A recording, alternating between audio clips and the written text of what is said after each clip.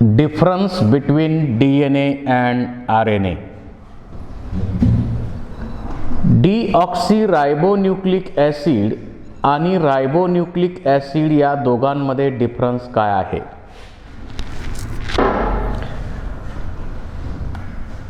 Simple differences इथं आपण विचारात घेणार आहे.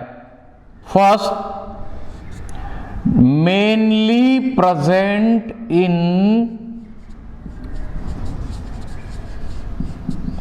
न्यूक्लियस. डीऑक्सीरायबोन्यूक्लिक ॲसिड मेनली न्यूक्लियसमध्ये असतं, पण रायबोन्यूक्लिक ॲसिड मात्र न्यूक्लियसमध्ये पण आहे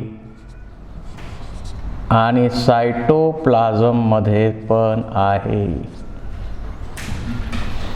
So first difference is DNA is mainly present in nucleus while RNA is present in nucleus as well as cytoplasm.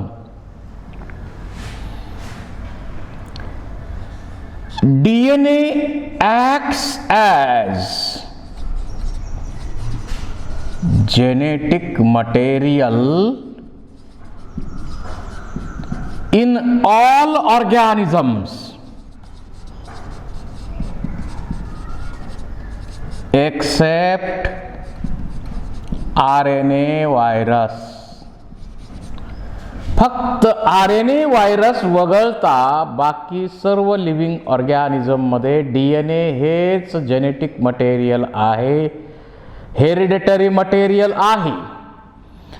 म्हणजे RNA व्हायरसमध्ये RNA हे जेनेटिक मटेरियल आहे,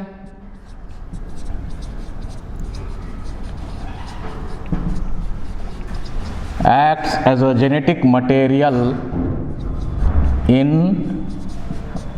RNA virus.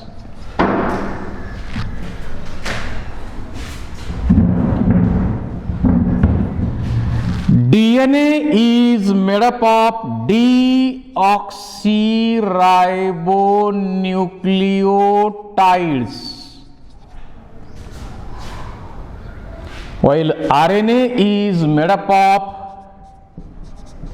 ribonucleotides.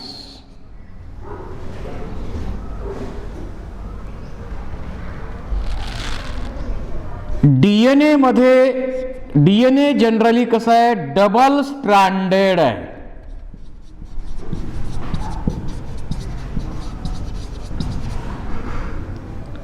DNA generally double stranded आहे, RNA generally single stranded आहे.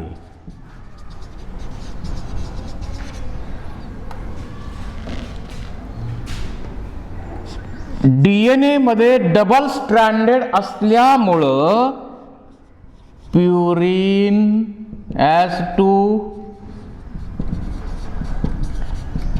Pyrimidine ratio 1:1 आहे. RNA मात्र single stranded आहे. जर कुठं फोल्ड असतील तर त्या फोल्डेड पार्टमध्ये नायट्रोजन बेसेसमध्ये पेअरिंग असतं, अदरवाईज नायट्रोजन बेसेस अनपेअर्ड आहेत. त्यामुळं प्युरिन पिरिमिडिन रेशो नॉट 1:1. इकडं आपण म्हणू शकतो nitrogen bases are always paired. इकडं म्हणू शकतो आपण जनरली अनपेअर्ड.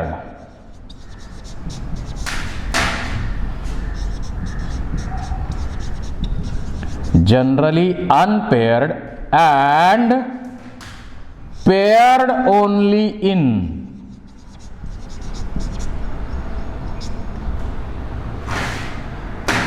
in folds. कुठं फोल्ड असतील तर त्या भागामध्ये नायट्रोजन बेसेसमध्ये पेअरिंग असतं. अदरवाईज ते कसं आहे, अनपेअर्ड आहे. त्यामुळं प्युरिन पिरिमिडिनचा रेशो कसा आहे, इकडं 1:1 आहे, इथं किती आहे सांगता येत नाही, कारण तसं फिक्स नाही आहे, म्हणून आपण नॉट 1:1 म्हणतो. आता नायट्रोजन बेसेस जे DNA मध्ये आहेत ते कोणकोणते आहेत? DNA contains adenine, guanine, thymine, cytosine. RNA मध्ये नायट्रोजन बेसेस ॲडेनिनला ॲडेनिन आहे, ग्वानिनला ग्वानिन आहे, सायटोसिनला सायटोसिन आहे, परंतु थायमिनच्या ऐवजी युरॅसिल आहे. So in RNA thymine is replaced by uracil. थायमिनच्या ऐवजी इथं युरॅसिल आहे. त्यानंतर इथं जी शुगर आहे, पेंटोज शुगर जी आहे,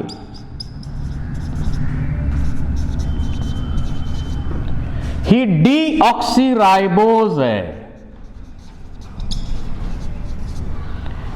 आणि इकडं जी शुगर आहे ती रायबोज शुगर आहे. So presence of deoxyribose sugar and ribose sugar हा पण डिफरन्स आहे. DNA जनरली एका टाईपचं असतं. आपल्याला फॉर्म्स ऑफ DNA हे एक आर्टिकल आहे, डिटेल गरजेचं नाही आहे, परंतु टाईप एकच आहे, पण फॉर्म्स मात्र त्याचे किती आहेत? ADNA, BDNA, cDNA, DDNA, ZDNA. बाकी सगळे राईट हँडेड आहेत, परंतु ZDNA फक्त असं लेफ्ट हँडेड असतं. आणि त्याच्यापैकी सर्वात कॉमन टाईप जो वॅटसन क्रिकने स्टडी केलेला आहे तो आहे BDNA चा. कारण एका टर्न मध्ये बेस पेअर किती आहेत? त्यात 10 बेस पेअर्स असल्यामुळं ते DNA वॅटसन क्रिकने स्टडी केलेला आहे. BDNA is most common. तर एका टाईपचं असतं. आता इकडं जेनेटिक नॉन जेनेटिक 2 टाईप झाले, परंतु नॉन जेनेटिक RNA सुद्धा 3 टाईपचं आहे. मॅसेंजर RNA, ट्रान्सफर RNA आणि रायबोसोमल RNA.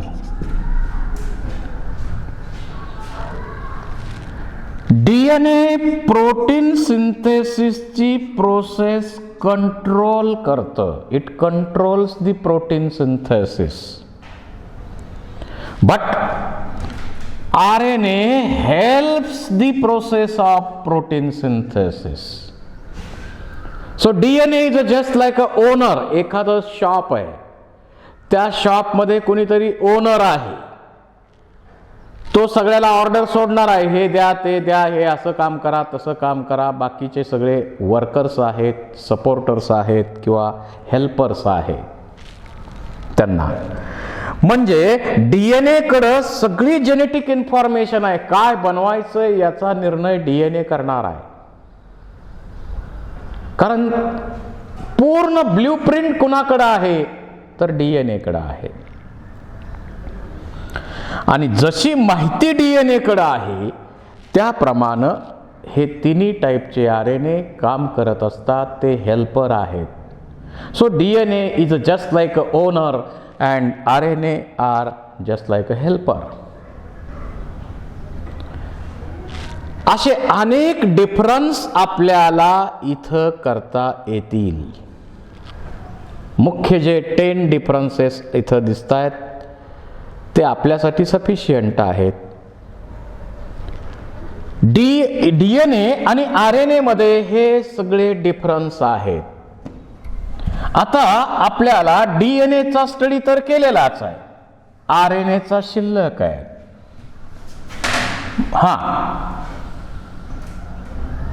हा बोल. हा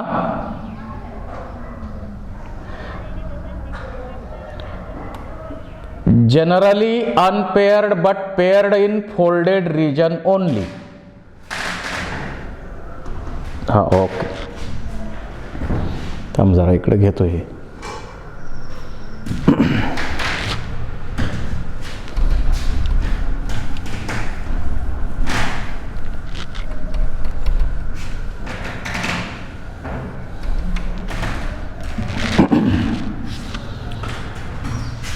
नाउ रायबोन्यूक्लिक ॲसिड याबद्दल आपण आता डिफरन्समध्ये माहिती घेतलेलीच आहे.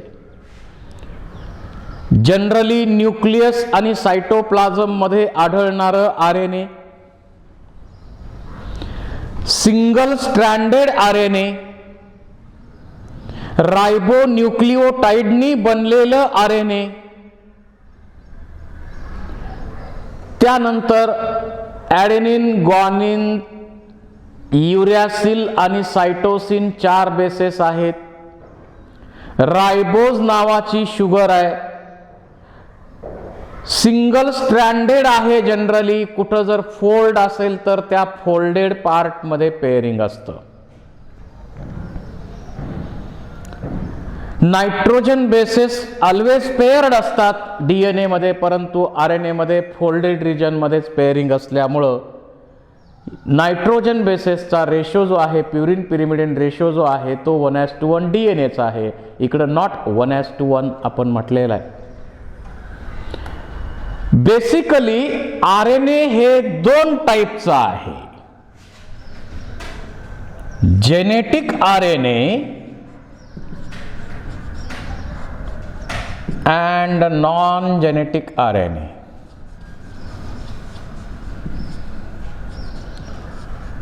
You know, in some RNA virus, जसं HIV व्हायरस आहे, हिपॅटायटिस B व्हायरस आहे, किंवा सध्याचा कोरोना व्हायरस आहे, याच्यामध्ये जेनेटिक मटेरियल कोणत्या फॉर्म मध्ये आहे? RNA. हे RNA व्हायरस आहे. म्हणजे जेनेटिक मटेरियल काही व्हायरस मध्ये RNAच्या फॉर्म मध्ये असतं. आता प्लांट व्हायरसेस म्हटलं तर प्लांट व्हायरसेस मध्ये जनरली RNA जेनेटिक मटेरियल आहे. ॲनिमल बॅक्टेरियल व्हायरस म्हटलं तर DNA च्या फॉर्म मध्ये आहे.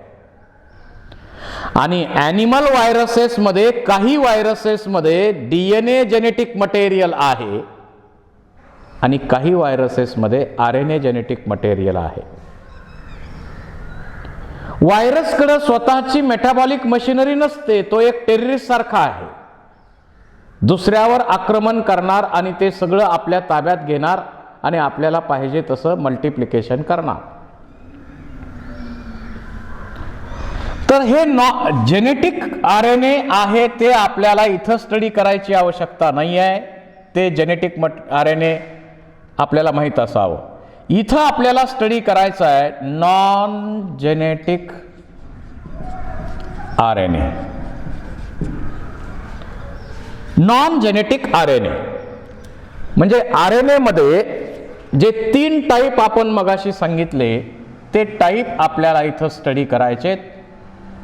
And you know, there are 3 types of non-genetic RNA like messenger RNA, transfer RNA and ribosomal RNA. Messenger RNA, transfer RNA, ribosomal RNA. अगोदर काही common differences वजा किंवा कॉमन कॅरेक्टरिस्टिक्स तिघांच्या विचारात घेऊ. मेसेंजर RNA, ट्रान्सफर RNA आणि ribosomal RNA.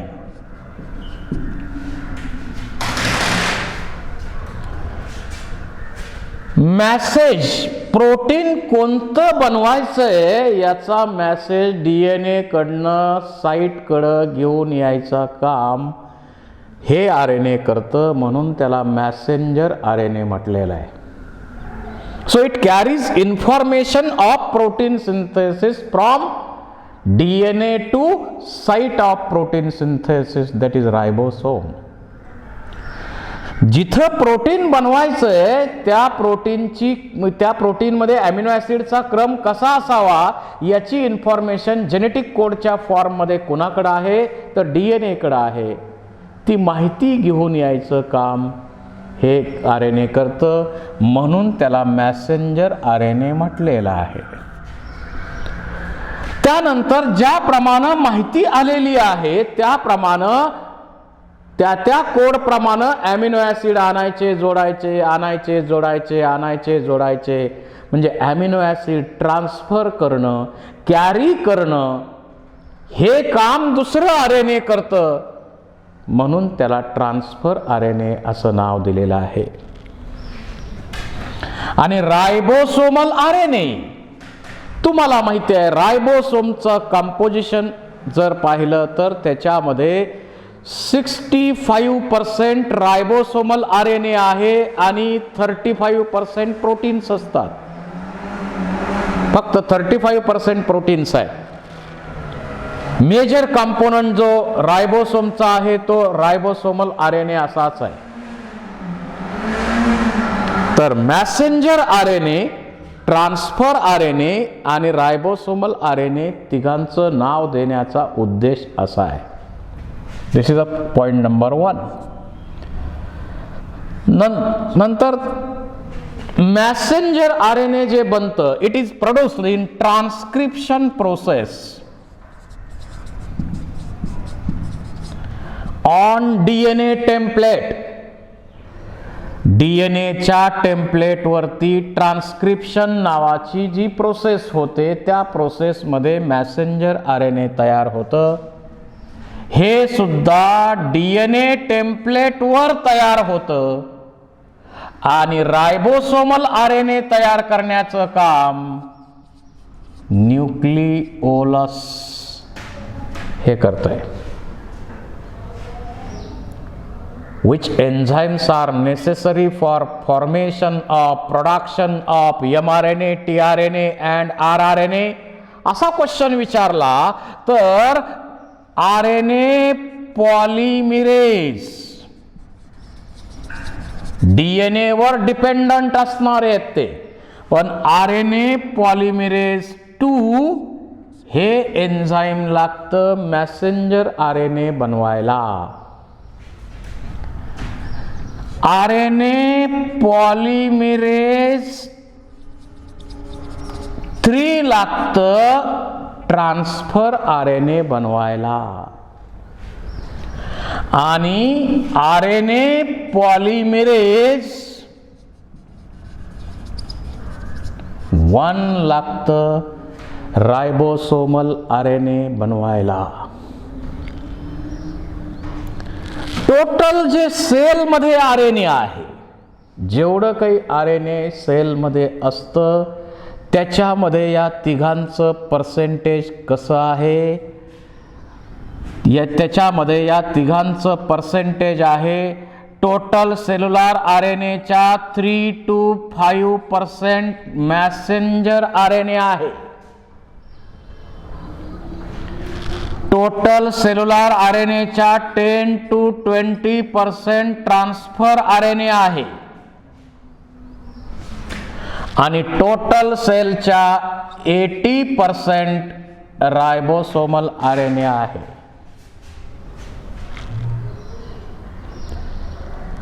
मग तुम्हाला यावरून क्वेश्चन विचारला जाऊ शकतो की सर्वात जास्त पर्सेंटेज कोणत्या आरएनएचं सेलमध्ये असतं तर रायबोसोमल आरएनए. सर्वात कमी पर्सेंटेज कुणाचं आहे तर ते आहे मॅसेंजर आरएनएचं. त्यानंतर याचं मॉलिक्युलर वेट पाहिलं तर 5 लाख हे मॅसेंजर RNAचं मॉलिक्युलर वेट आहे आणि याचं मॉलिक्युलर वेट जर पाहिलं तर 23,000 to 30,000 हे ट्रान्सफर RNAचं मॉलिक्युलर वेट आहे आणि रायबोसोमल RNAचं 40,000 to 1 lakh.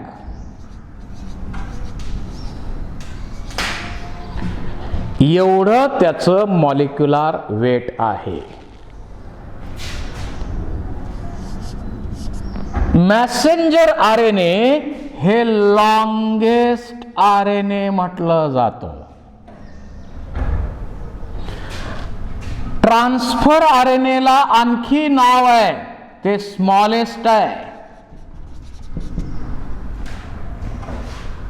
सोल्युबल RNA कोणतं, ॲडॅप्टर RNA कोणतं, कारण ते ॲमिनो ॲसिड आणि कोडिंग अँटीकोडॉन ह्यांच्यामध्ये ते ॲडॅप्टरचं काम करतं आणि म्हणून त्याला ॲडॅप्टर RNA म्हटलेलं आहे, सोल्युबल RNA म्हटलेलं आहे, स्मॉलेस्ट RNA म्हटलेलं आहे. हे सहजासहजी दिसत नाही कारण 3.8 सेडिमेंटेशन कोएफिशियंट त्याचा असल्यामुळं हे दिसत नाही. RNA स्मॉलेस्ट आहे आणि हे कसं आहे, हायर कॉन्सन्ट्रेशन असलेलं RNA आहे आणि हे सर्वात स्टेबल आहे. अनस्टेबल कोण आहे मग, हे अनस्टेबल आहे. mRNA अनस्टेबल आहे. यूकॅरियोटिक सेल असतील तर 4 तासानंतर ते डिनॅचरेट होत असतं. यूकॅरियोटिक सेलमध्ये डिनॅचरेशन होतं या RNAचं 4 तासामध्ये. अनस्टेबल आहे. आणि सर्वात स्टेबल RNA कोणतं असा क्वेश्चन जर आपल्याला विचारला तर लक्षात राहू द्या, रायबोसोमल RNA. किती स्टॅबिलिटी आहे, it remains stable for 1 to 2 generations also. 2 पिढ्यांपर्यंत त्याची स्टॅबिलिटी राहते. त्यामुळं सर्वात स्टेबल RNA कोणतं असा MCQ विचारला गेला तर हे लक्षात असू द्या. आता ट्रान्सफर